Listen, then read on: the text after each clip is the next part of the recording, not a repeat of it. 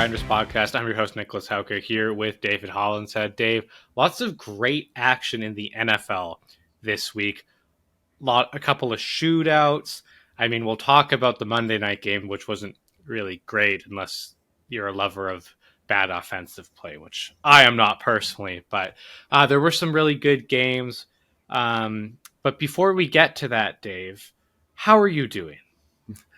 I'm doing great. I enjoyed watching all the games, just kind of crammed into one day, just zoning out on my couch. Tough to complain about that. And you're right, there was a lot of either upset games or shootout games or games that just went right down to the wire. It was an entertaining week of football. How are you? And, that's a great question, Dave, but I have a better question for you. Oh, God. What's a catch? This is the equivalent of how did life begin? What happens after death? There's just no real answer that can be put forth that will make the NFL happy. I feel like at this point they've tried to put way too much answers and way too many things. 2 + 2 = 4. You know a catch when you see it. Yeah, we're of course talking about the Isaiah Likely drop.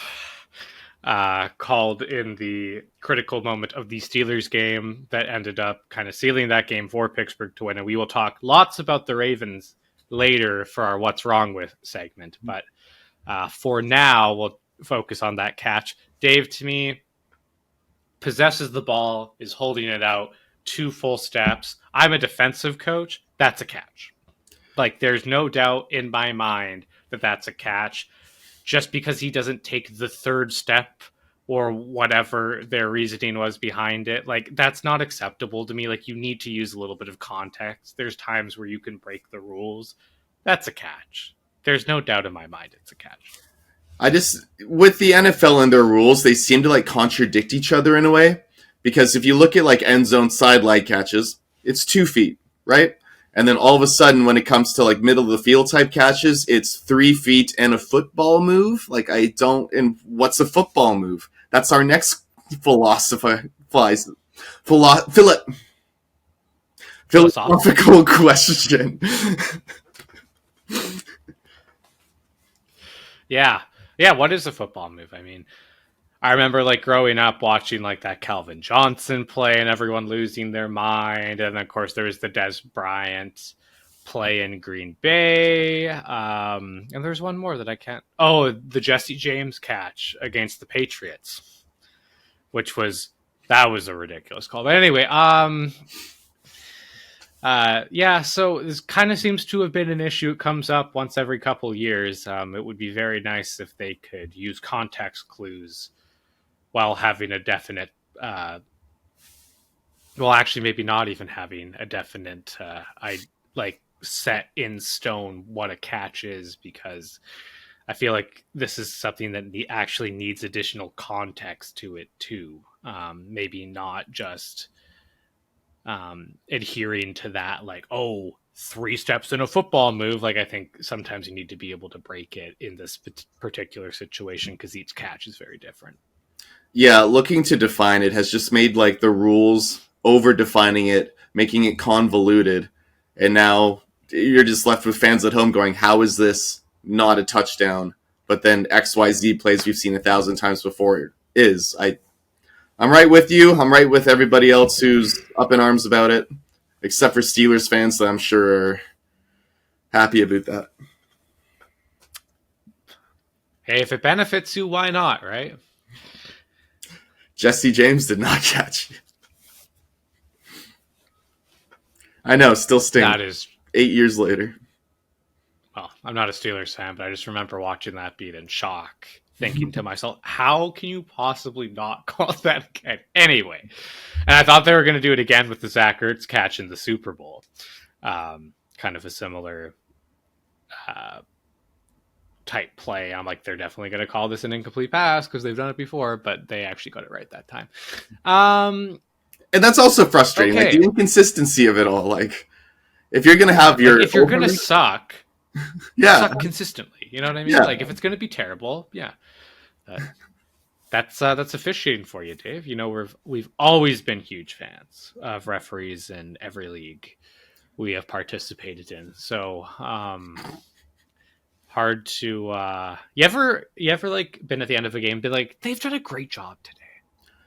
Very few, and it was the games where the refs almost had nothing to do with the game at all.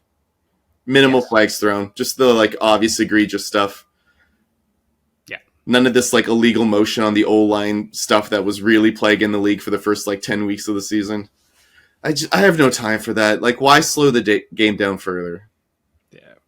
Yeah, I would. Yeah, that's a whole different conversation. But like, if there are two guys in motion at the same time, yes, call it. But if the guy's set for like half of a second instead of a full second, and the other guy moves, like, who cares? Like, what are we Who the doing? fuck cares? I'm a defensive guy too, so that like affects defense quite a bit. It doesn't matter. Like, just it's fine. If it's two at the same time, yes, absolutely. But Sure. yeah, like anyway, we will not get down that rabbit hole.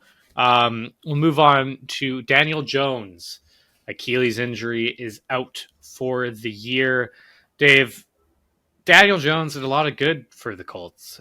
Had them out to a very hot start. It looks like everything is starting to unravel for them after a loss to the Jaguars as Daniel Jones was hurt, and the Colts lose for, I believe, the 14th straight game in Duval County, which is quite odd if you think about how terrible a lot of those Jaguar teams have been. But it's a thing. They just can't seem to win there. But uh, has this franchise back kind of in the right direction with Shane Steichen and company? What can you say about the job that he did up until his injury this year? Well, I think he was the anti Anthony Richardson, right? Like Richardson was all big plays, all flash, no consistency, no substance, nothing you could really put your hat on. Whereas Daniel Jones is kind of the game manager, exists between the 2 seconds from the snap to when you hand the ball off to Jonathan Taylor and take your checkdowns to Tyler Warren. And sometimes that's all you need to do when you have a back like that. Get the ball downfield methodically, get your points up, let your defense do its thing. And yeah, you started out very hot, top of the AFC. Imagine if the Colts hadn't ruined Andrew Luck's career. He still would be playing. You would have this defense and this new regime with one of the best quarterbacks in the whole league. But Wasn't yeah, meant the to be. offensive line put together by Ryan Grigson was not ideal, or the receiving core for that matter. So poor Andrew Luck. Even though I am a Jags fan, I always really liked him. I wish he was still playing. He was a lot of fun to watch. So with that injury, Dave, and Riley Leonard looked like not terrible for his first actual game action in the NFL. Better than I thought, because I remember watching him in Notre Dame and seeing him miss throws that I would expect high school quarterbacks to make. Always a tough competitor, almost Tebow-esque with his running and finding a way to move the chains, but not overly polished. So I was surprised about like how solid he looked actually. But he is also injured right now and potentially cannot go on Sunday. And with that, a blast from the past, Philip Rivers signed to the Indianapolis Colts practice squad at 44 years old. Dave, And do at you think least there's one any grandchild. and a grandchild? Yes, very young grandpa at 44. Do you think there's any plausibility here that he can be somewhat effective at all? No, this really just feels like a complete gamble. And this, I guess, is what they think is their safest pick of a guy who's been in several offenses and can pick it up quickly right away, knows the city knows him. I thought there were maybe a couple of better options in the free agent pool if you wanted to go that route, with Taylor Heineke being there, Hendon Hooker, I thought, or Dorian Thompson Robinson. Like at least if you wanted to go with some flyers, but I guess I can't be too mad about it. You're going back to what the city knows, and at least maybe that'll keep the fan base engaged. Yeah, like his arm was dying before he retired. Maybe a couple years off has helped with that, but I just can't see it, man. Like I just can't see it with him. And I like him. He's also absolutely hilarious. One of the best mic'd ups in the whole NFL. He's so funny to listen to. So actually I just saw a clip of him a couple days ago before this was even a reality, and he was he was talking to someone how he just like his running back burned him around the corner. It was quite funny. He's pretty funny to listen to. So I don't know. Wish the best for that guy. We'll see what happens here, but it kind of seems like the Colts are done at this point. Third in the division now, I believe, because Houston won as well, or tied for. Or do they have the tiebreaker? Looking I should up know that.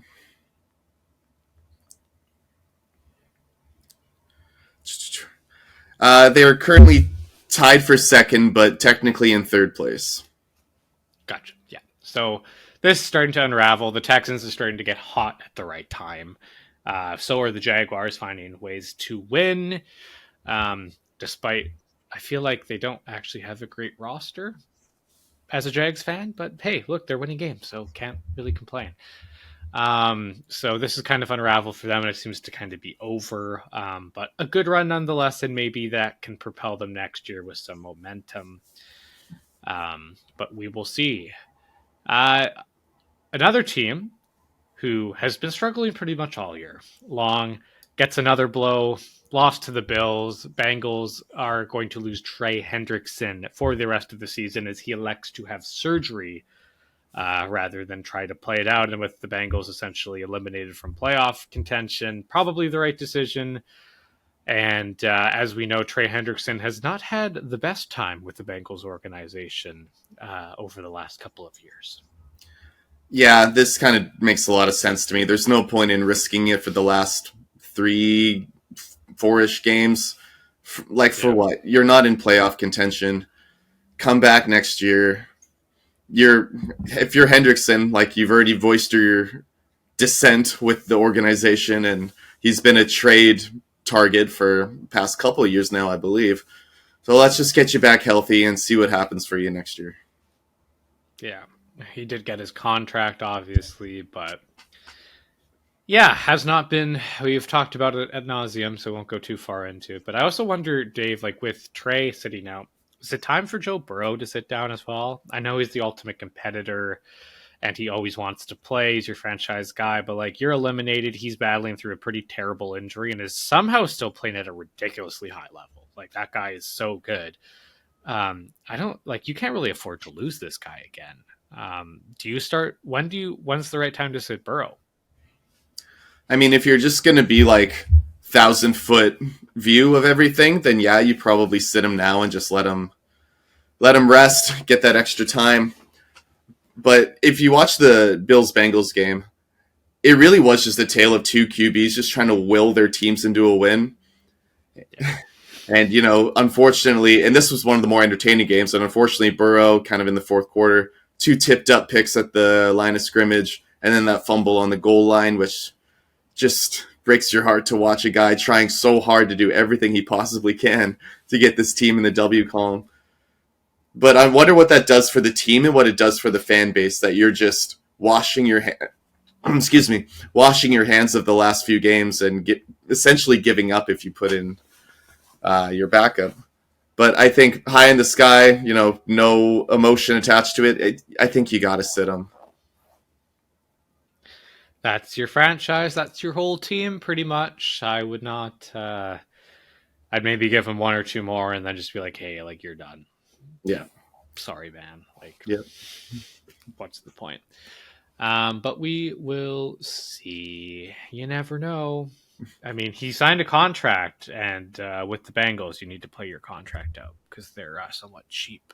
So, uh, it's not cheap though, Dave. Prime time games. They're not cheap at all. They're very expensive to produce and create. Lots of money funneling in from fans of those teams and those prime time games. And we'll What a start with segue. Thursday. Yeah, yeah, that's why they pay me the big bucks here. Uh, Cowboys Lions, pretty solid game. Detroit pulls away late to beat Dallas by a couple of scores. Couple of things to talk about. We seem to see the old George Pickens kind of pop out late in this one, not diving for what seemed to be a very catchable ball. It's been discussed a lot on socials. Um, CeeDee Lamb getting hurt in this one, Dak not looking quite as good as he has, and the Lions finally looking fairly explosive on offense.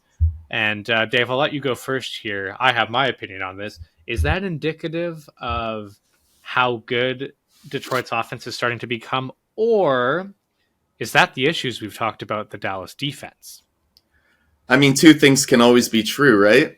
I mean, Detroit has all the weapons. Maybe they're finally putting it together, and that would be great for me as a big Jared Goff fan. Um, but also, Dallas has really had their struggles on defense, and that really showed up for 60 whole minutes that they just couldn't look like they could stop a beach ball at a Nickelback concert. Like, it just wasn't great for them. And offensively, like, yeah, they kind of put it together in the second half, but I think Detroit was kind of playing more soft defense. And yeah, Dak just did what he could, I guess. But like you said, not everything. We're seeing a lot of the old George Pickens type stuff. Yeah. I think maybe Detroit's getting a bit better offensively, sure.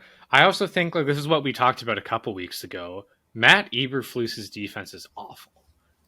He has some players that makes up for how bad it is, like Quinnen Williams, who has been ridiculous on the inside and has made up for a lot of problems. But they're too bland and vanilla in every aspect, whether that be front, rush plan, um, coverage scheme, and they're not great in the secondary right now. Like you have rookie Siobhan Ravel, who was very, very banged up during camp playing, and he got beat a bunch in that game. And I think Siobhan will be a good player. I had him on my top 10 corner list.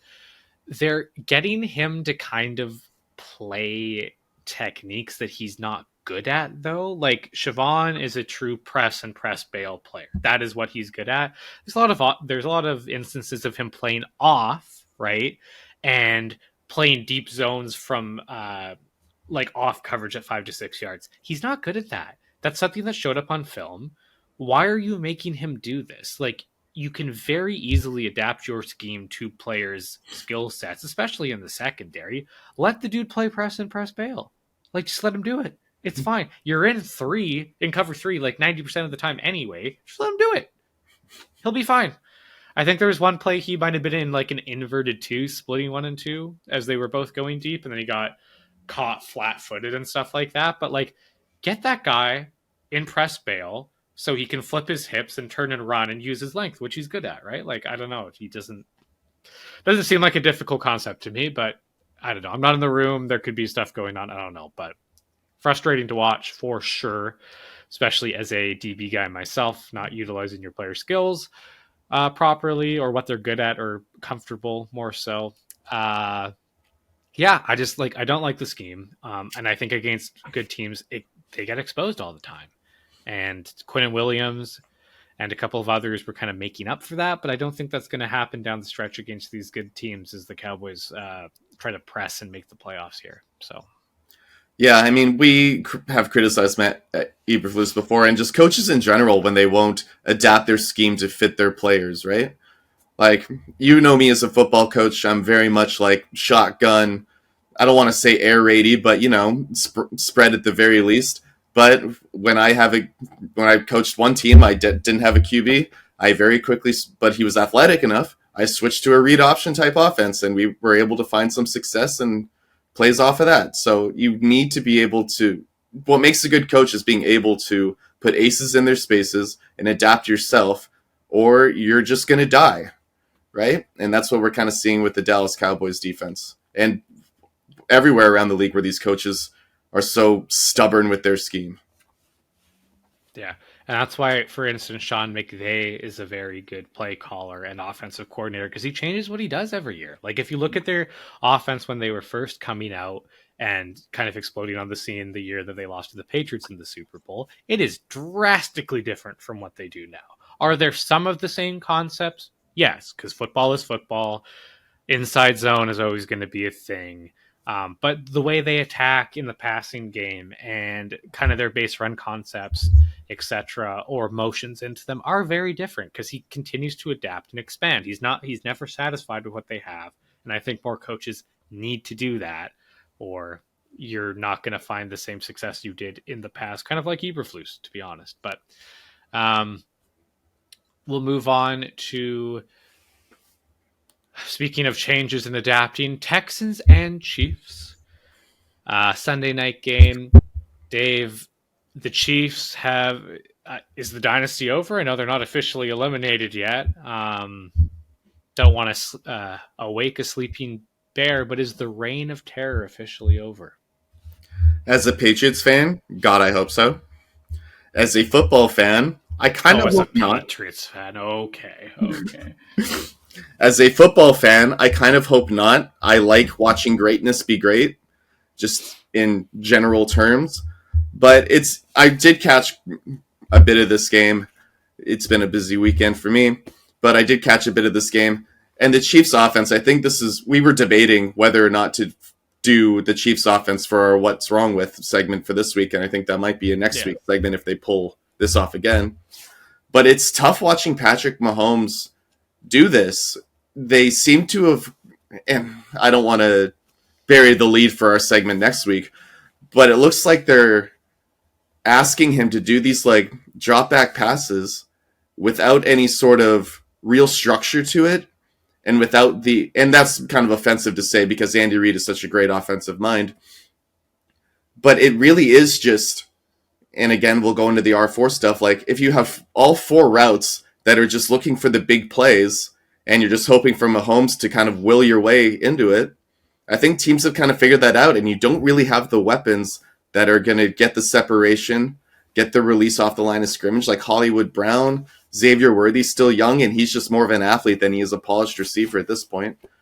And Mahomes just isn't really, and Kelsey obviously is getting a little long in the tooth, unfortunately, and is losing a step. It's kind of tough to watch, and I kind of feel for Chiefs fans and Mahomes in particular. Yeah, like I'm not like a big dynasty guy, to be honest with you. Like I like there being changes every year and a little bit of parity. But yeah, like I don't feel bad. Like they were so good for so long. But what I will say is people that say the Chiefs dynasty was obnoxious, welcome to your 7th year of watching football. I hope you're having a good time. The Patriots run was way worse. Like, oh my 20 goodness. years, baby. Oh god. And it was like split up too, so you thought it was over and you're like, "Oh, thank God I don't have to watch Tom Brady dissect defenses throwing 5 yards at a time over and over again, playing boring football." And then, oh, it's back. Fuck, awesome. Love this. This is great. It was never really over. Like, we were still running the division and still making to the conference championship every year, pretty much. I thought it was over. I think it was 2011 or 10 when he went like 7 for 26 against the Ravens in the playoffs. And I was like, yes.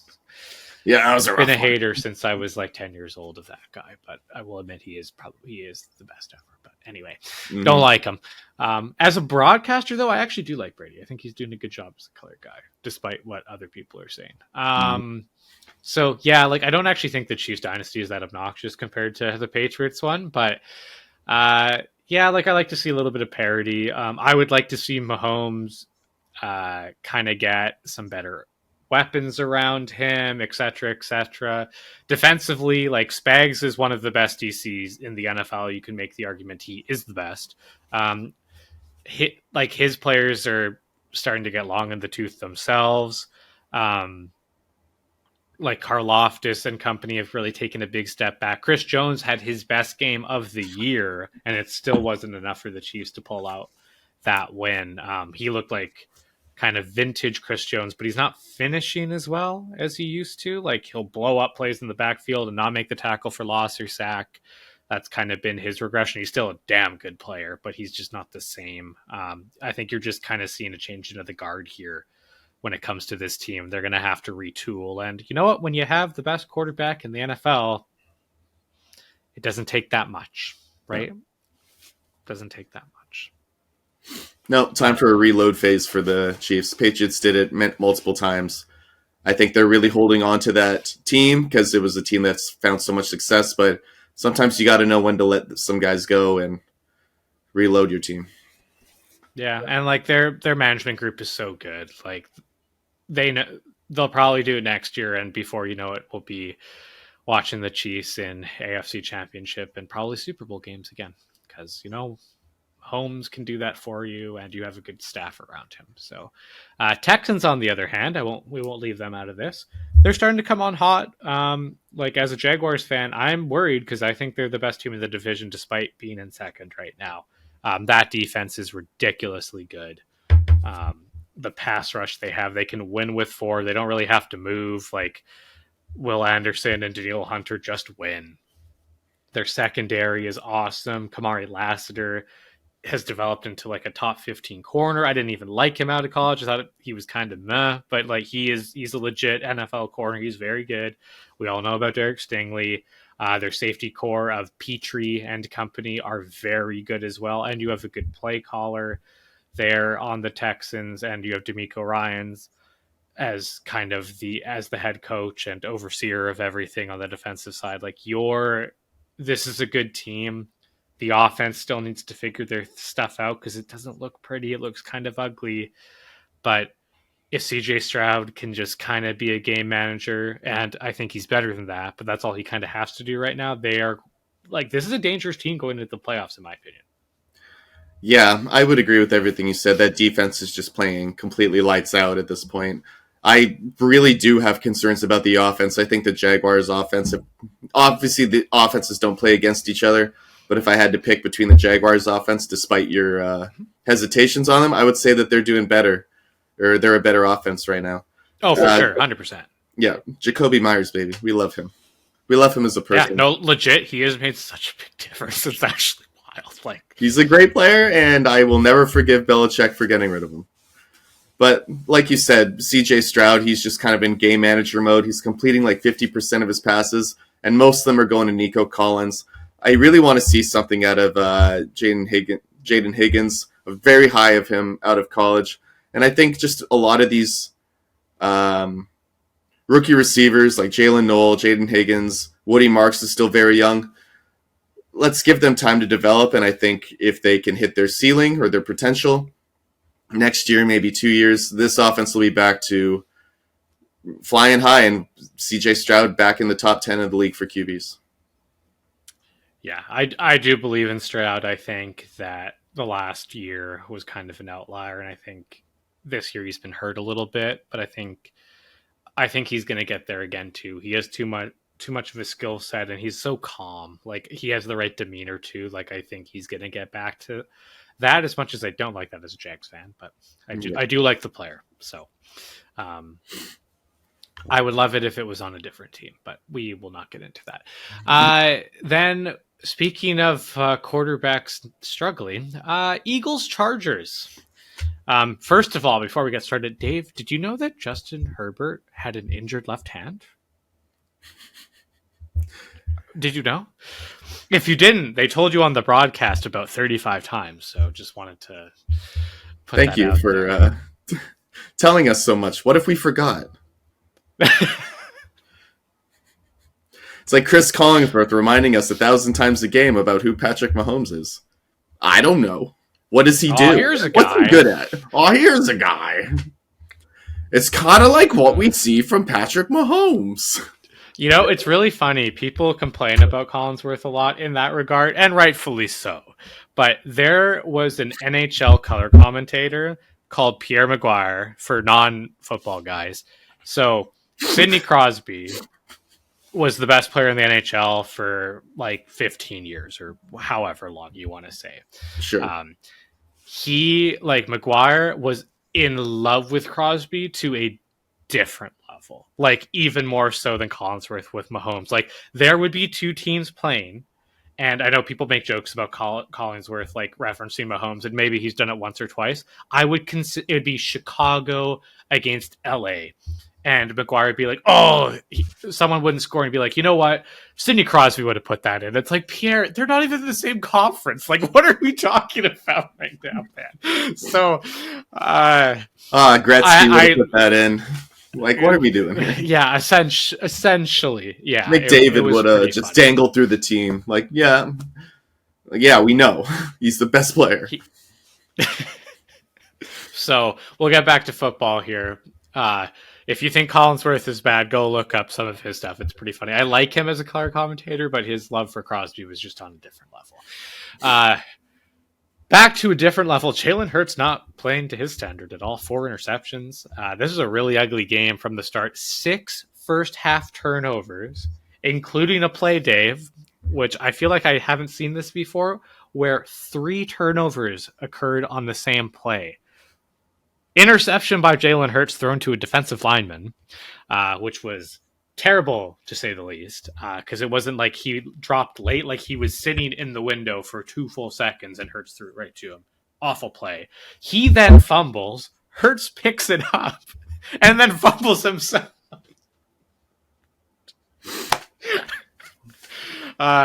Just an ugly day or ugly game for the Eagles. For the Chargers, it wasn't much better, but they find a way to win. They get the late interception in overtime to win it. And I will say on that play, Hurts makes the right read there. Maybe he doesn't throw the best ball, but he has that corner route against a squat corner in cover 2. And the corner does a really good job of redirecting, just getting the tip of his finger and deflecting the ball to his teammate. So I'm not going to put too much of that one on Hurts, but this offense is out of sorts. Hurts looks really bad right now. Nick Sirianni smiling after they lost was interesting. I don't know what that was about, but maybe he's just trying not to lose his mind. Things not looking good right now in Philadelphia. No, that Super Bowl hangover's hitting hard. We've talked at length at this point about their offensive struggles, and it really just came to a point this week. We don't want to throw everything on Hurts, but dang, dude, you can't throw 4 interceptions in an NFL game. Like, you can't live in that world and expect to win. And the fact that you were in it at all and you went to overtime is impressive, and you should count your blessings on that one. Yep. Their defense is playing pretty good. I know they got the ball run on by the Bears last week, but this week they looked pretty solid, and everything looked really hard for Herbert, and both those tackles got injured. And Jalen Phillips was having a field day off the edge. Really good player when he's healthy. He's actually stayed healthy this year and has looked really good. Huge steal for the Eagles getting him from Miami. But yeah, their offense needs to put it together. I think all the right pieces are there on defense, and they have a great coordinator in Fangio. We all know about him. So got to put it together on the offensive side of the ball, and there could be something there. The Chargers, Dave, what do you think about them? Because like I watch them, and I see a team that competes their ass off until the final whistle every single game. But I just don't see it with them. Like, everything looks so hard for Herbert right now. I feel like he doesn't have enough weapons to distribute the ball to. They run the ball okay, but not great. And their defense is solid. Kevin Minter is doing a great job there as the DC. I really like what he does. But, like, there's just a lack of explosiveness on both sides of the ball. I think they're good, but I don't think this is a contending team. No, I think it's a very similar situation for the Chargers as the Eagles, in that your defense is kind of carrying you to wins.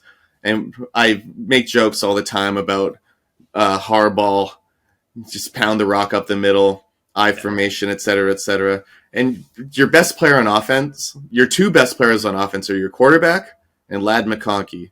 And as a Ladd McConkey fantasy owner, you're not getting him to... Me too, yeah.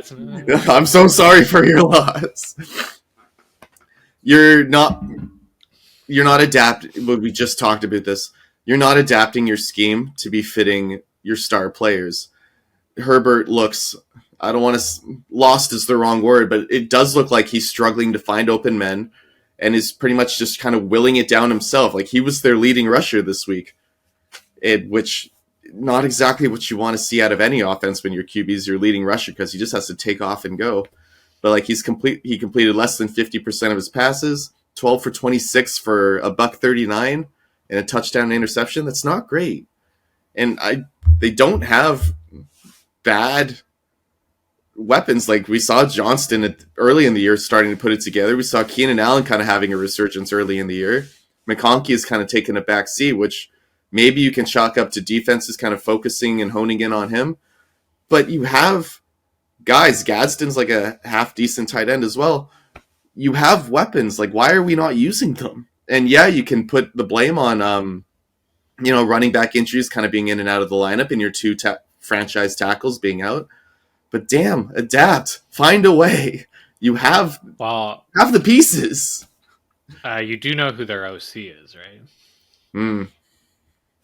Greg Roman, love the running game, but the passing game has always been an issue, and it might be showing up again. Mm-hmm. It was very interesting how the second he left, all of a sudden Lamar Jackson was a MVP thrower of the football, not just runner. And Lamar and this Ravens offense is struggling mighty, Dave, and that kind of brings us to what's wrong with. Another great segue. Nick, you're nailing these.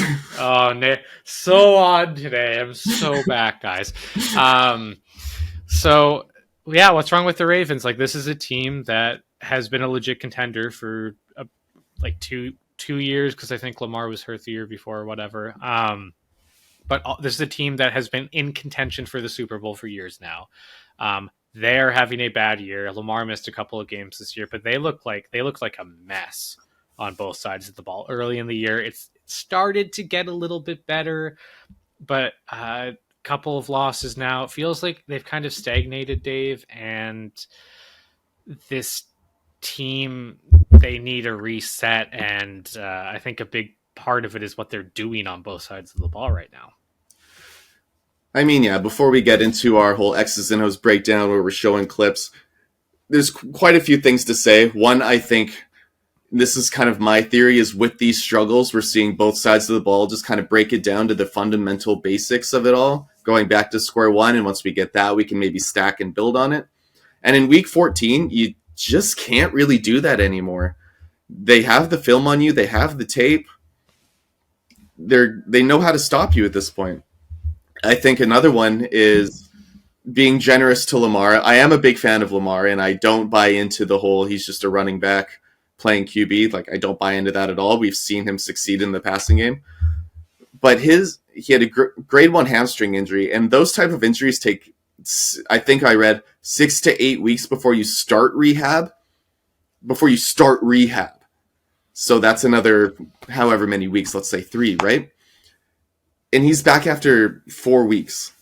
And he comes back, and yeah, they kind of started putting it together. But then you look at the teams they beat, like the Bears was probably their one quality win. Like, you beat up on a bad Dolphins team. You beat up on a struggling Vikings team, Browns, Jets. Like, and then you drop them to division rivals in both Cincinnati and obviously this week the Steelers. And you're looking at an offense that's just struggling and trying to force everything. We saw against Cincinnati a lot of fumbles of guys just trying to force explosive plays, and that's unfortunately when you're playing desperate, that's when the mistakes happen.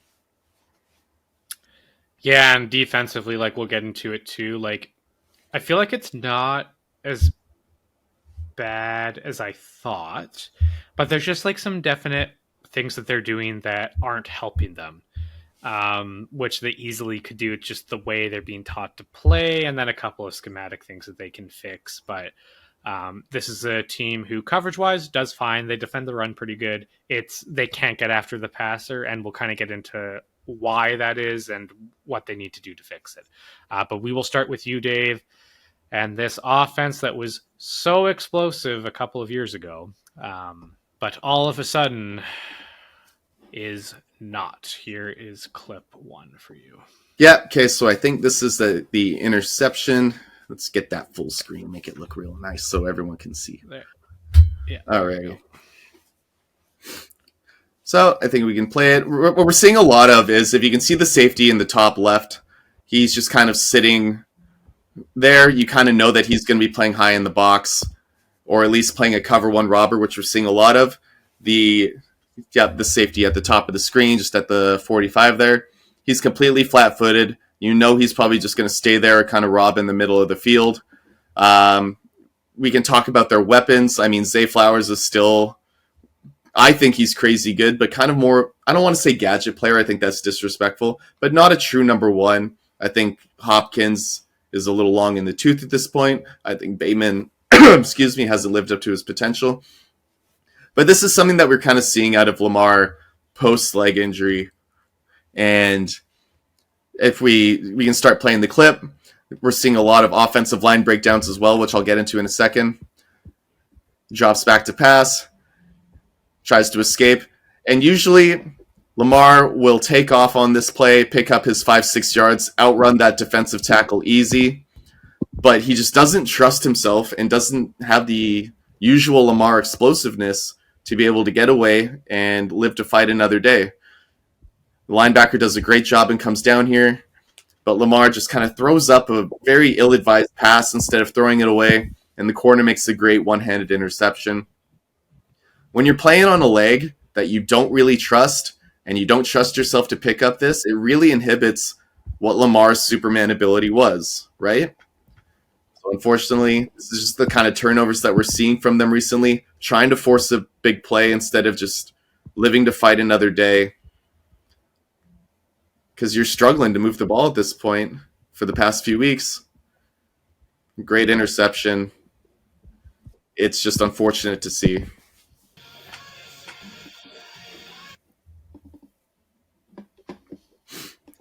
So this is I was listening to music as I was recording these. So because of Lamar's injury, we're seeing Pittsburgh, and we'll get into this in a later clip as well. Because of Lamar's injury, Pittsburgh just does not respect him as a runner anymore. And you'll see this. You'll see Patrick Queen, number 6 here. He's going to have quasi QB spies. He's just going to kind of sit where he is. But then as soon as he sees a pass rush lane, he's just going to come right after Lamar. And you wouldn't see that in the past couple of years with a healthy Lamar. He would sit there and just read and react to the QB. But he just ends up coming on a blitz. Lamar, looking kind of like old Lamar, is still able to make a move. Protection kind of, he finds a little escape route, scores a touchdown. But teams really aren't afraid of Lamar as a runner at this point. And when that's your whole Superman ability, it's tough to move the ball. Obviously, here it works out for them. But this is just an example of teams just not respecting Lamar as a runner right now with his leg injury. Yeah, okay, I remember. Okay, so this is kind of what I mean about Lamar not having his Superman ability. So we're going to see the protection kind of break down. All the receivers are covered, so we can talk about how that's an issue and no one's getting separation. But we're going to see an easy escape route come out for Lamar on the right-hand side. I mean, they're just setting the house. Like, they are not respecting him as a runner. They're sending, what, 1, 2, 3, 4, 5, 6 guys, right? Lamar's got an easy escape route to his right, off of the right tackle, right guard. And usually you'll see him slip his way through there, pick up 5, 6. I mean, with Lamar, it could have been a touchdown. But he doesn't trust his leg. He sits in the pocket. Pressure gets to him. And he tries to throw his rush route. But obviously with the cover one robber, the safety comes down, able to make a play on the ball, incomplete pass. When you have a Superman, I keep saying that, but when you have like a crazy athlete like Lamar in the backfield, this play doesn't usually happen, right? Like, he escapes, he makes a play out of it, but at this point, with no one getting separation and you're not escaping like that, it's tough to live like that when that's your bread and butter and what you've made your career on. All right, so this one we're going to have a kind of a read option type thing with the running back. Derrick Henry goes in motion here. Now what you're going to see here is that how this play works is kind of a read option where he could hand it off to Lamar or hand it off to Derrick Henry, but he's reading number 90. TJ Watt is a great athlete, and I think the whole point of this play is we know we're not going to be able to block him very well, so let's just put him in conflict. He has to either respect Lamar as a runner or go after Derrick Henry, and whichever way he goes, Lamar is going to make his decision based off of that. So they're going to leave TJ Watt alone. Everyone's going to zone block to the left. Lamar is not a runner at this point with his injury, and TJ Watt knows this. So he's just going to crash down, completely ignoring Lamar Jackson here, and just go straight after the running back and make a big play for a 0-yard gain. Yeah, typically, if Lamar is healthy, right, TJ is completely stopping his momentum. He's going to stay square or square with the line of scrimmage, have his hand out, and not losing leverage to Lamar and is staying on this outside hip here, right? But yeah, as you said, Dave, like he's taking a quick little kind of peek here, but he's not losing any momentum, right? He doesn't need to do that. He'd be completely stopped like Right there. back here where this guy is, right? Pretty Yeah. much like just upfield, and he's just screaming down the line of scrimmage after a quick peek because yeah, like he doesn't respect it. So And you'll see several other plays. We could have clipped them all, but I feel like it would just be redundant. Where it's this pretty much this exact same play, except for you'll see Lamar booting out to that side as a naked boot fake. So this is the same play, just at a. Is this the same play? At a different angle? No, I don't think so. Okay, so as we talked about with the Raiders offense, the offensive line has also been an issue. I don't think they're getting a lot of push when it comes to the running game, and the pass pro has been pretty atrocious as well. It doesn't help that Pittsburgh is sending guys from the barn because they know that Lamar isn't really a runner at this point. But kind of the poster child in Ravens fandom right now for the pass pro issues is Daniel Faalele, who's the right guard here. And I thought this play kind of shows you exactly why he's the poster child for the Ravens' offensive woes. Those we'll see here. oh, He just gets completely torched. Lamar's good enough still that he's able to get the ball off. You got a 0 tech over top of the center, and then you got the 3 tech who just makes one move inside. Faalele gets caught reaching. His feet are outside of his frame, which is not an athletic place you want to be from in a pass protection, because any sort of move is just going to completely whiff, or you're going to make you completely whiff. And he just has the highway straight to the QB. yeah, he tries to jump set him and does not do a good job. Nope, absolutely not. Like, why is he exploding forward? Because he's trying to jump set him. I don't know. Doesn't do a good job. No.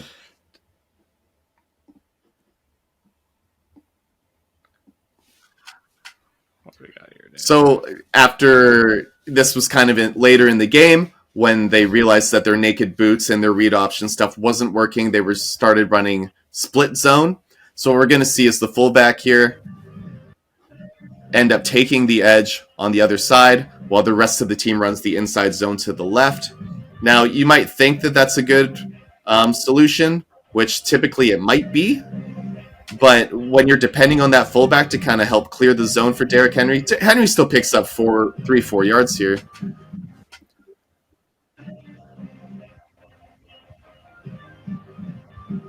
But the line isn't getting a great push. Henry tries to find a cutback lane, and with the offensive line struggles, it's just uninspired offense. It's like the very basic way to try and fix that, to try and make up for it.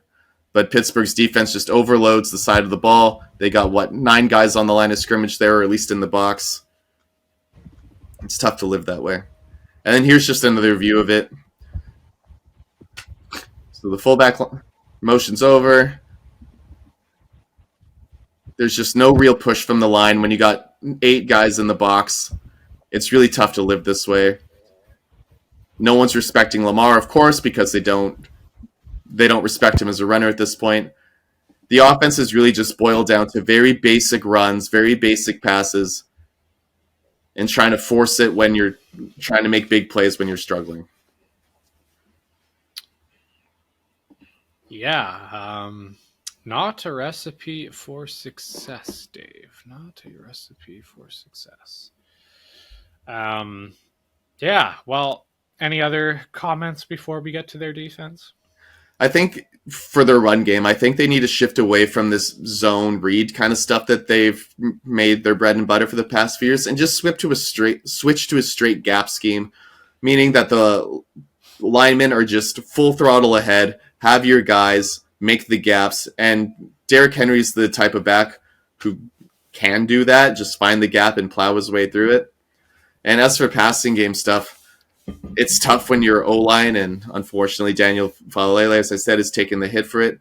But we got to find ways to get space and run more kind of air raid concepts rather than boot action and hoping that Lamar can make plays in that case that he doesn't. We're seeing a lot more screens than I thought they got away from that late in the game against Pittsburgh, but I think the screen passes to Zay Flowers was probably their best way of moving the ball early in that game. Well, let's take a look at their defense here.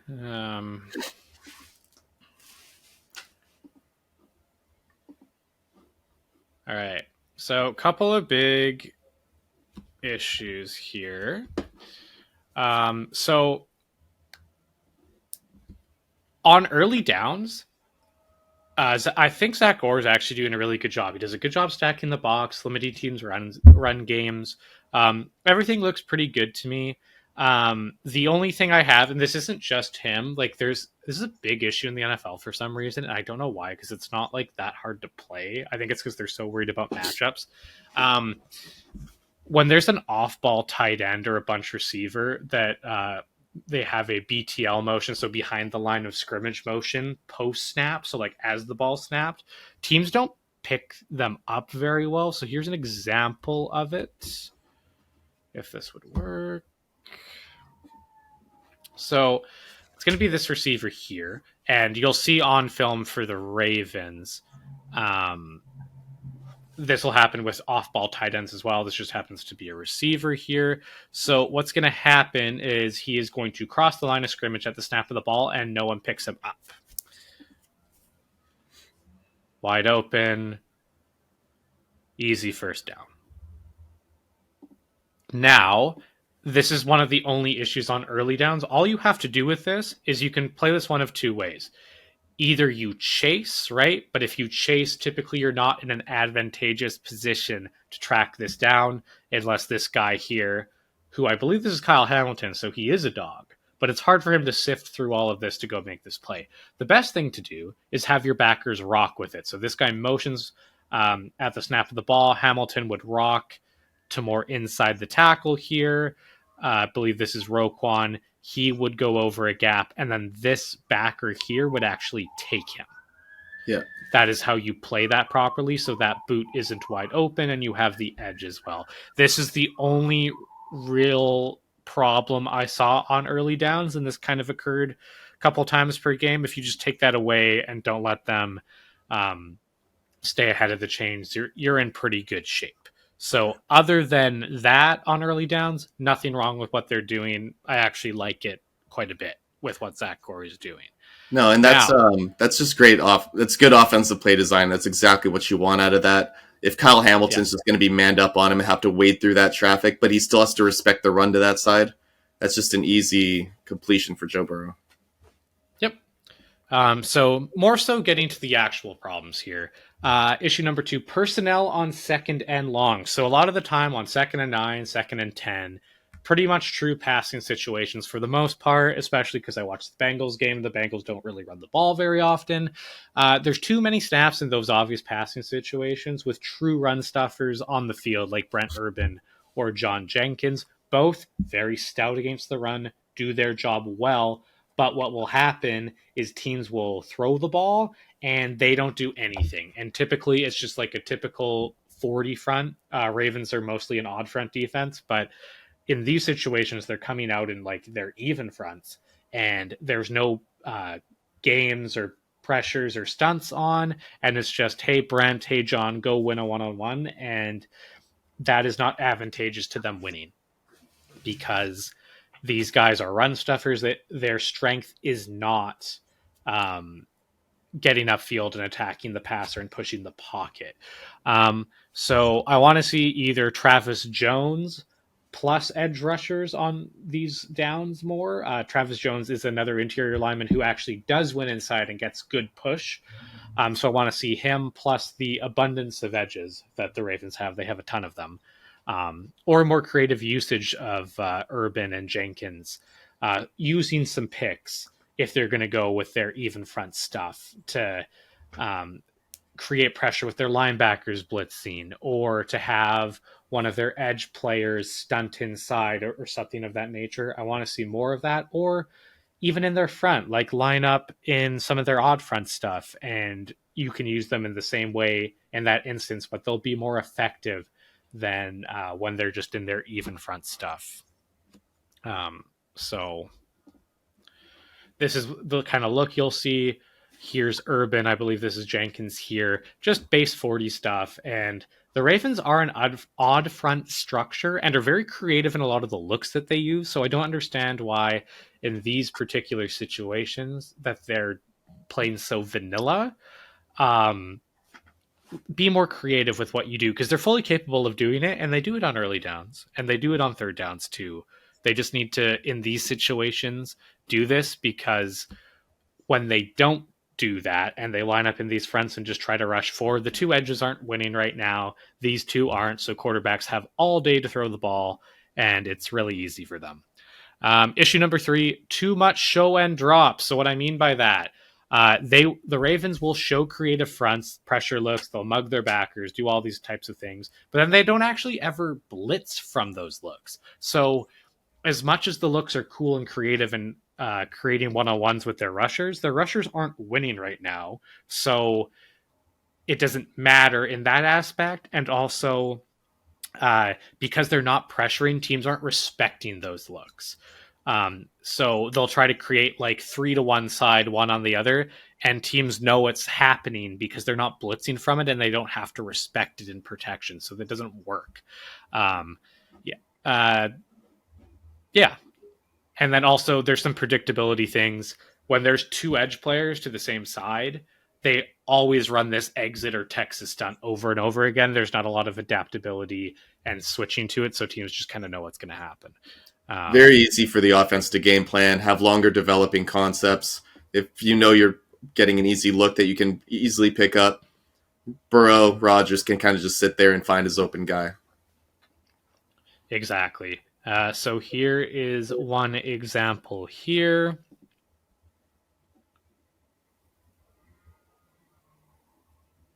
So too much drop, right? Like we're showing this 5-man front that is really popular in the odd front world. I like the personnel here. This is Jones, and then you have obviously Roquan, Kyle Van Noy, who is incredible on stunts, made a career out of it. Mike Green, and then 41 on the edge here. And so you're going against 40-year-old Aaron Rodgers, who can't run anymore, right? Why? Please tell me why, as the Backstreet Boys said, are you rushing 3 and spying him with Kyle Van Noy? What's the point? Can't have a reason for it, no. Yeah. If you're going to rush 3, play drop 8 to get an extra guy in coverage. You don't need to spy Rodgers. Like, you just don't need to do it. He's slow. You just don't need to. He's slow, he's afraid to get hit. He escapes and almost throws the touchdown pass. So the spy doesn't even work. Like, if you're... I don't like the design here. To me, this is a perfect situation to run a 5-man rush, play some cover 1. None of the Steelers receivers can separate that aren't named DK Metcalf. So you can run some cover 1 stuff and double him with the safety, run some pick games or something like that. Too passive, too vanilla, too easy. Should have been a touchdown. No, I think... That was Rodgers 5 years ago, it is. Yeah, I think they kind of get lucky. The Ravens get kind of lucky in this play that Rodgers is afraid to get hit in his golden years and is trying to escape a bit too much. I think if he just steps up and kind of resets his pocket and is able to deliver this throw on platform, that's a touchdown. Yep. I would agree with you. Okay, here's another example. We're showing similar look again, right?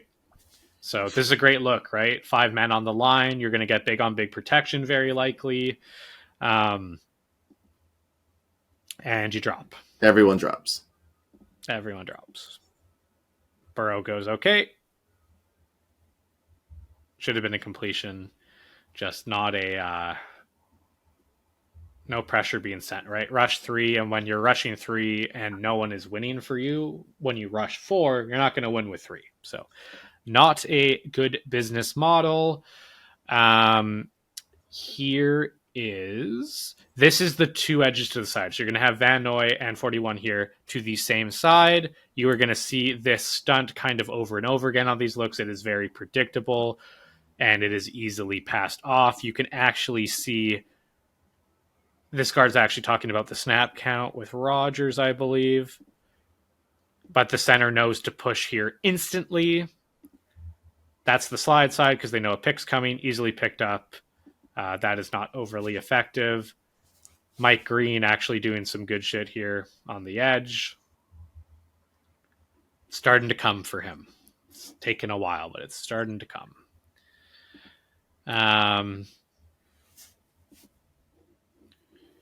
Biggest issue, kind of went over this already, but edge rushers are not winning their one-on-ones. Green is starting to get a bit better. He did against Pittsburgh, but he's still not winning consistently. Neither is Van Noy and company.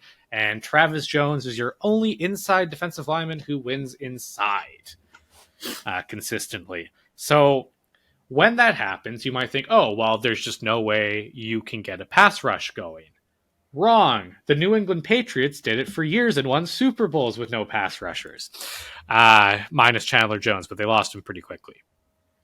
So, how to fix this? Use the front design you already have, but with better stunts, with proper pressures, etc. Blitz enough to have teams respect exotic looks. So, every 3 times you show one of these looks, send them once. Your secondary is good enough to hold up once in a while, and man, they're not elite, but they're good enough every once in a while. And here are some examples. So, if we kind of showed it before, but if Jones was just head up, this is a very simple 5-0 look.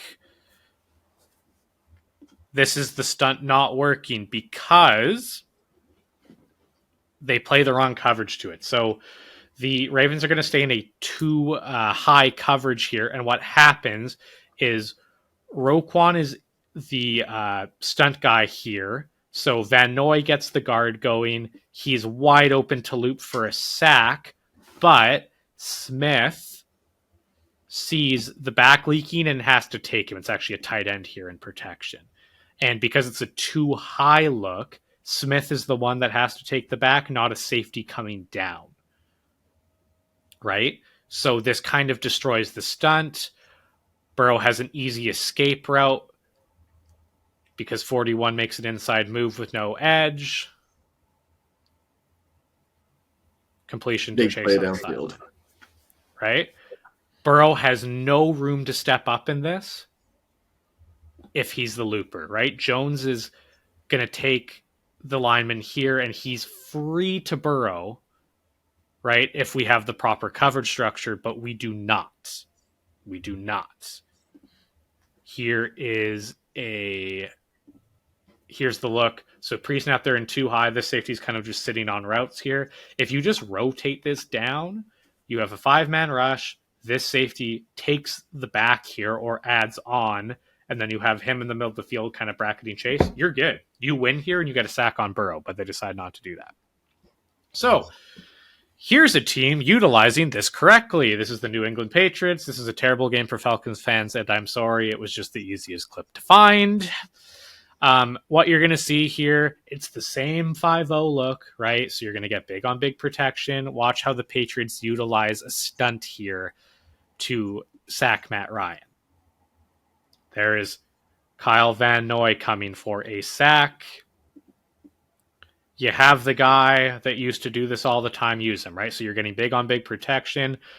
Okay, the nose is going to set a pick here on 67, who has Van Noy. So as we continue here, there's the pick. 67 now has to chase. They kind of try to pass it off. But then Hightower picks the guard, and you're in no man's land. Here comes Kyle Van Noy untouched with Jabal Shurd off the edge, kind of backing up that tackle. Honestly, if Shurd doesn't win here, this is an even better lane for him. So, yeah. But greedy, selfish football. Yeah, just had to try to win himself. But anyway, they got a sack out of it, right? So this is easy to do. Like, this is a really easy pick stunt. I forget what the Patriots called this. It might have been cold. Can't recall. I saw a really good video on it. But really easy pick stunt. Like, I've run this at the high school level, NFL teams can do this simply. Like, this isn't just because Belichick's a genius. Like, it is and it isn't. Very easy to replicate, right? So, need to see more of this. You can get Van Noy to do this, as obviously Van Noy is good at it, but also I would suggest using Mike Green here, right? Like, he's developing as an edge rusher still. He's an explosive athlete. Get him working towards space in these stunt games, and he will close on quarterbacks and finish them. He might not win on the edge every time right now, but this is a good way, as he develops more as a pass rusher, to use him for some better looks to get on the stat sheet. Here's another example. This is a longer clip because I didn't cut it properly. Here we go. All right. This is kind of going to work off of what they just did. Watch Van Noy again here. He is going to pick the tackle and then ricochet and get prime Mahomes down. Or actually, I think this might be rookie Mahomes. Or sophomore, technically. First-year starter Mahomes, right? So this works off of the last one. So this is Van Noy here. We have man-on-man. We have big-on-big to this side, right? Van Noy is going to hit Schwartz and then ricochet to Mahomes. And then I believe this is Sherd here. He is going to be the looper. Got a sack. So same look again. Ravens literally already run this front. What they need to do from it now is utilize it more effectively, run some more cover one looks, and be able to get to the quarterback because of it, rather than kind of not having the right coverage calls so the stunt doesn't work properly. And stop just showing and dropping. Bring 5 sometimes. Play some fire zone. I don't care. Figure it out, but like, you need to have 5 to use those stunts properly, and then you can work with the simulateds from there. Like we say with offense, like, you can't be easy to defend. You got to throw in wrinkles. Everything has to build off of each other. Same thing on defense, pass rush. Don't be easy to block. And right now the Ravens are very easy to block. Pittsburgh is well coached, but the way that even the Bengals were picking up those wannabe not blitzes, you just can't live that way. You're making the QB's life way too easy. Certainly are. We'll get to the last segment now. It's a long show, Dave. Hour 8 minutes. My. Breaking the narrative this week. In social media, we're seeing a lot of, Shedeur is just as good as Cam Ward. Did you see the game? So let's get this out of the way. Shedeur played awesome. And I think Browns fans need to be very happy with this guy. I think this is a guy you give a chance to be the dude going forward. Don't think there's any doubt with that. He is showing that he can be an above-average starter, for sure. Cam Ward does not have Jerry Jeudy, does not have Harold Fannin, does not have an okay offensive line. He has literally nothing. I don't care that Spears just went for 125 for the Titans. He has nothing to work with. And if you watch the film and don't just look at the stat lines, because if you look at Cam Ward's stat lines, you probably go, 50% completion percentage, 125 yards every other week. This is terrible. Watch what he has to work with. Watch what he's able to do with nothing, making chicken salad out of chicken shit. This dude is for real and has a chance to be like a top 10 quarterback, top 5 quarterback. Shedeur's nowhere near there. I think he's at most at the 12 to 15 range. Dave, what do you think? Yeah, I think Shedeur just gets a lot of hype because of his name and his infamy, whatever you want to call it, with being the character that he is. And I'm not as big on Cam Ward as you are, never have been. But you got to feel for the kid in the situation. You got drafted by Bryce Callahan, whose offense was already not great, and I'm not a big believer in his offense back when he was with the Bengals. And then the scheme kind of gets shifted up as you get a new head coach in October. It's just not a stable environment for a rookie QB to thrive in. You have 2 rookie receivers starting as well, so you're all cutting your teeth at the same time. And if your third receiver besides the 2 rookies is Van Jefferson, kind of a journeyman 4th, 5th option at best, right, in the league, I think we really need to see Cam Ward just get in a stable situation and be able to develop behind that rather than the hurricane that he's stuck in right now. Yeah, and I want to reiterate this. I think Shador is doing a good job, and I think he's showcasing he is capable of being an NFL starter. I'm just saying Cam Ward is on a completely different level, and if you watch the film, it is very, very clear that that is true. So please, guys, just stop looking at just the box scores. You can use the box scores to lead you to the right direction, but also watch the highlights, watch the film, watch the game, Grind the film. grind the film, grind the film. On if you have DAZN, which most of you probably have, Coach's Film's there. Go watch it. Go look. It's free. Figure like just go watch. That's my spiel here for breaking the narrative. This has been a long episode, so we will cut it here. But Dave, any other comments before we get out of here? Nope, I'm just looking forward to playoff football. It's coming up real quick. Nothing's more exciting than football in January, so. It's the most beautiful time of the year. There's just something about the aesthetic of a snowfield and those blue Bills jerseys. That's such a good look. Like, it's just such a good look. Yeah, they ain't even going to be playing at home this year. No, they're not, but or like even at Lambeau in the snow. Oh, it doesn't get much better than that. Boston? Yeah, it's an Foxborough? okay aesthetic. I don't know. It's fine. I've kind of seen it too many times. You know, it's not. Retro's back, baby.